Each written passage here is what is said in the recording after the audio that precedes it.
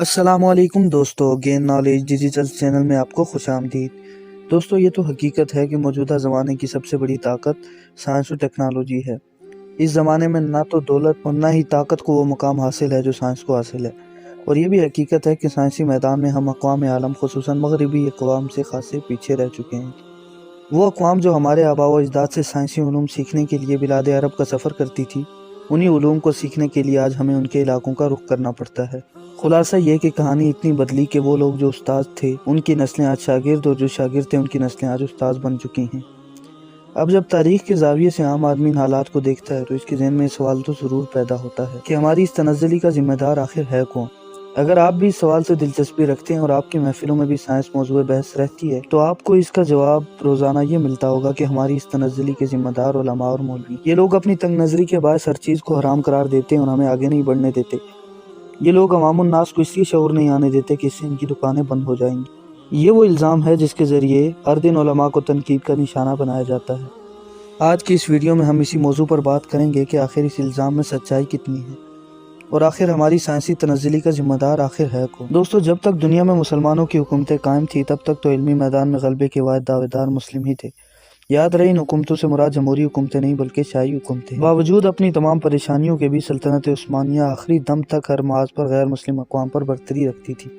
لیکن میرا اور آپ کا خطہ چونکہ برصغیر پاک و ہند ہے، اس لیے ہم اسی کو سمجھتے ہیں، کیونکہ باقی علاقوں کی تاریخ پر مکمل عبور نہ ہونے کی وجہ سے ان کو سمجھنا مشکل ہوگا۔ برصغیر میں آخری مسلم حکومت مغلیہ خاندان کی تھی۔ اورنگزیب عالمگیر کے زمانہ تک کی یہ دنیا کی ایک بہت مضبوط حکومت تھی، تاہم اس کے بعد کے زمانے میں کمزور ہوتے ہوتے برصغیر پر انگریزوں کا قبضہ ہو گیا۔ اب یہ کیسے ہوا، کیوں ہوا، یہ سب تاریخ کے اوراق میں موجود ہے اور یہاں کی بحث سے خارج ہے۔ بہرحال انگریزوں کے غلبے کے بعد جب مسلمانوں پر پہاڑ توڑ ظلم ڈھائے گئے اور مسلمان دفاعی پوزیشن لینے پر مجبور ہوئے، تو علماء کی ایک جماعت نے یہ دیکھتے ہوئے کہ اگر انگریزوں کی غلامی میں ہماری ایک نسل گزر گئی تو آنے والی نسل دین کی بنیادی چیزوں سے بھی ناواقف اور مکمل انگریز غلام ہوگی۔ انہوں نے مدارس دینیہ کی بنیاد ڈالی۔ اس سے پہلے ادارے صرف ایک ہی طرز کے ہوا کرتے تھے جن میں دینی اور عصری علوم پڑھائے جاتے تھے، اور اسکول اور مدرسہ کی تقسیم طرز کی کوئی چیز بھی نہیں۔ بہرحال یہ وقت کی ضرورت تھی کہ اپنی نسلوں کی دینی فکر پہلے کی جائے، کیونکہ دین اور دنیا میں بہرحال مقدم تو دین ہی ہے۔ علماء کے علاوہ باقی مسلم لوگ جو ہر طرح کے تھے اپنا کوئی بھی سسٹم سیٹ کرنے میں ناکام رہے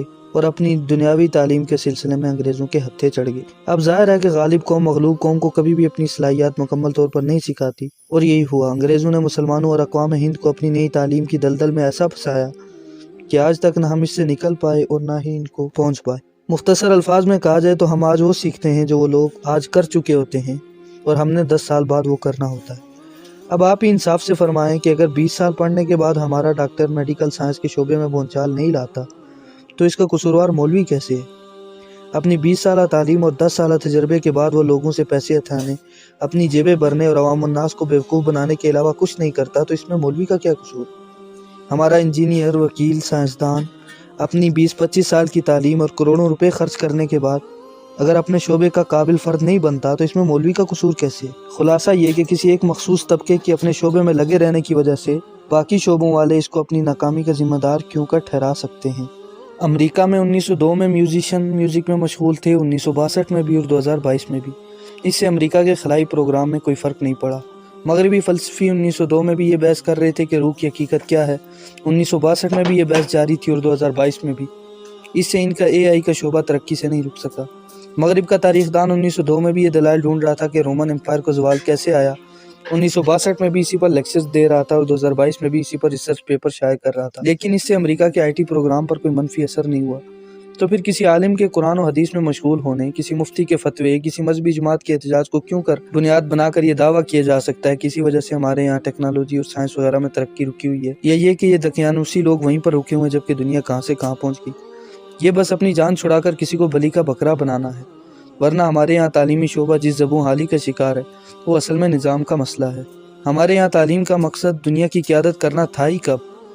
دنیا بھر میں جو اپنے شعبے میں قابل ہو وہ اس شعبے کا استاذ بنتا ہے، جبکہ باقی لوگ اسی فیلڈ میں نکل جاتے ہیں، جبکہ پاکستان میں باقی قابل ترین لوگ تو اپنے شعبوں میں نکلتے ہیں اور جو اپنے شعبے کا سب سے نااہل فرد ہوتا ہے وہ استاد بن جاتا ہے۔